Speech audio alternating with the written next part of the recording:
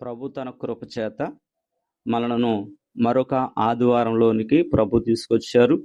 ఈ దినము ప్రతి వారు ఆరాధనకు వెళ్ళండి, ఆయన స్తుతించి ఆయనచే ఆశీర్వాదాలు ప్రతి వారు పొందాలని ప్రభును బట్టి మిమ్మల్ని అందరూ కోరుచున్నాను.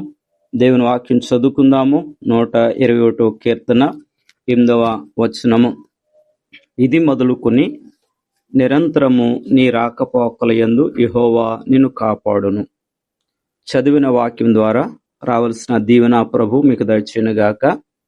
ప్రభు మనలను కాపాడువాడుగున్నాడు గనుక 23వ కీర్తనలో కూడా ఆయన కాపాడుతున్నారు. 91వ కీర్తనలో కూడా ప్రభు మనల్ని కాపాడుతాను అని ప్రభు చెప్తున్నారు. ఈ 121వ కీర్తనలో కూడా ప్రభు ఎంతో శ్రేష్టమైన మాట మనకు తెలియజేస్తున్నాడు. రాకపోకల యందు యెహోవా నిన్ను కాపాడును. నిజమే, దేవుడు తన రెక్కల చాటున ఆ నిత్యము కాపాడేవాడుగా ఉన్నాడు గనుక ఈ దినము ప్రభు యొక్క కృపను బట్టి ఈ దినమంతా సమస్త పనులలో ప్రయాణాలు ప్రభువే మీకు తోడుగా ఉండి మిమ్మల్ని కాపాడునుగాక. ఆమేన్.